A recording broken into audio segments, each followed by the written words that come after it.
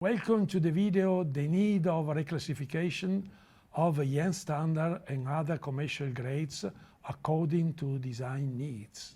Actual existing standards are not able to distinguish different processes able to fulfill the same requirement.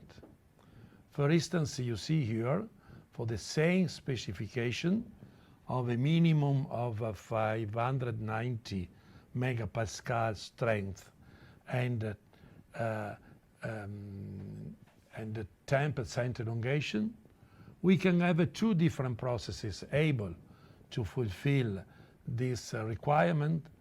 One is based on the Fiat grade 63810 with a minimum of 590 megapascal strength and 10% elongation, and the other one is the high silicon new grade 610. But they are two completely different processes. The last one is based on high silicon content, and the first one is based on a pyrolytic ferritic bullite structure. In fact, the shape of the flow curve, the tensile test curve, are very different. The black one on the top is the high silicon ferritic ductile iron, while the red one is the ferritic pyrolytic ductile iron. Same elongation, both are nearly the same tensile strength, but the yield is different. And then also the strain hardening properties that makes the two completely two different materials. It is important to remember that this material strength is driving the fatigue. The harness is driving the machinability. And there is a linear relationship between the strength and the harness. And it is clear from the minimum values specified by the standards, the conventional standard, with the exception of the high silicon ferritic, that the ratio between the tensile strength and the yield strength for ferritic pyrolytic grades is nearly constant. On the other hand, there is also a statistical inverse relationship between strength and elongation at fracture. And this statistical relationship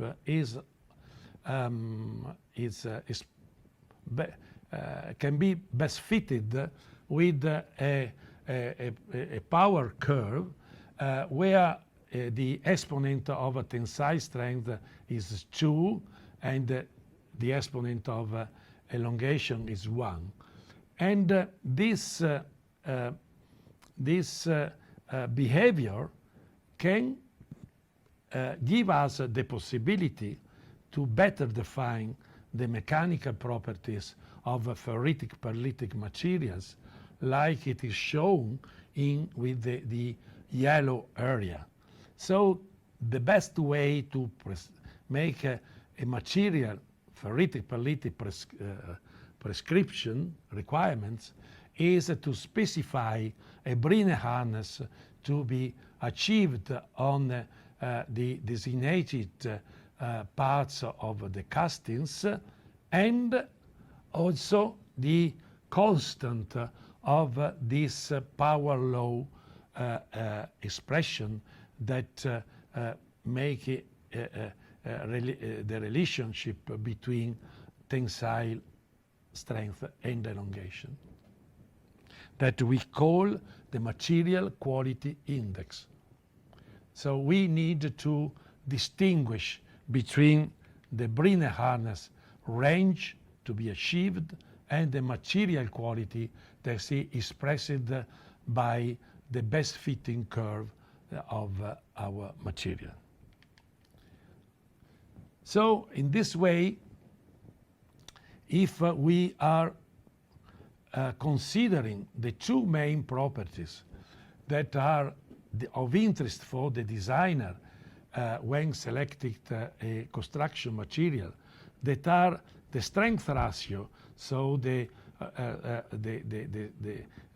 ratio between the ultimate tensile strength and yield strength on one side, and on the other side the properties that are controlling the critical strain as a function of the triaxiality factor, we see that the specification based on material quality index and the strength ratio is much more efficient than the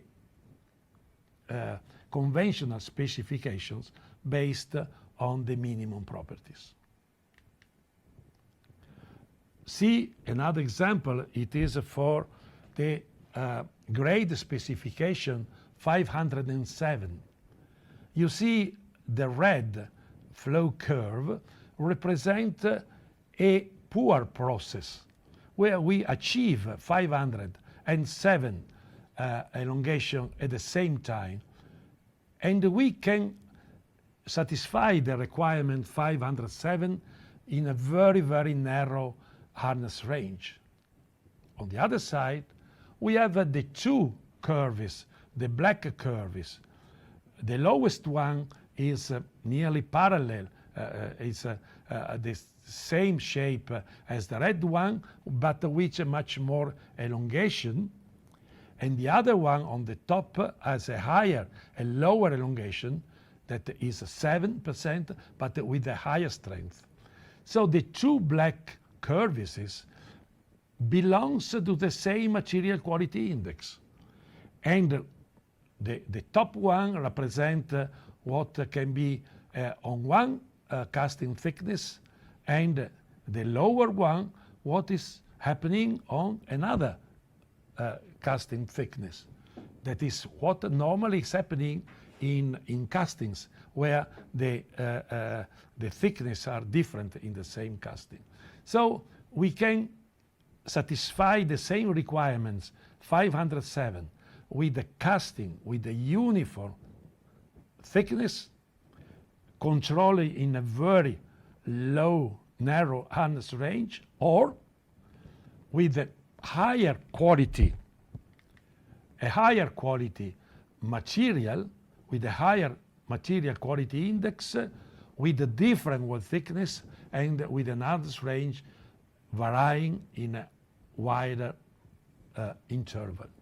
The problem of the poor elongation specification for the ferritic perlitic grades has been solved in the 60s by the Fiat standard that was defining also a grade GH 603810 with 590 ultimate tensile strength and minimum 10% elongation.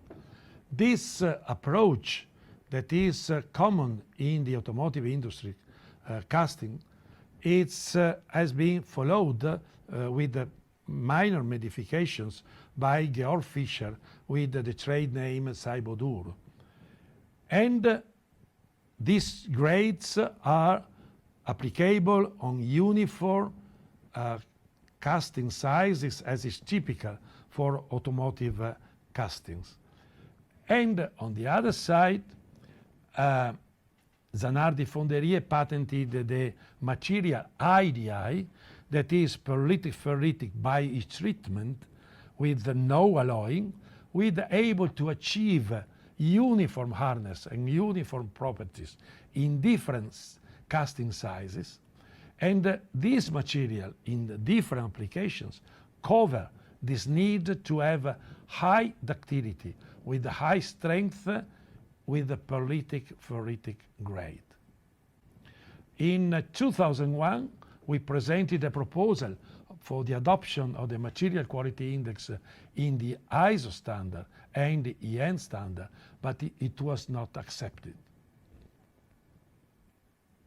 So you see here how we have a gap between the existing international standards that are represented in the black line on the bottom, that is a relationship between strength and elongation, and the other line on the top that is represented the minimum properties of existing commercial standards, Fiat, Georg Fischer C-Bodur, IDI, and the new grades in international standards that are the high silicon ferritic.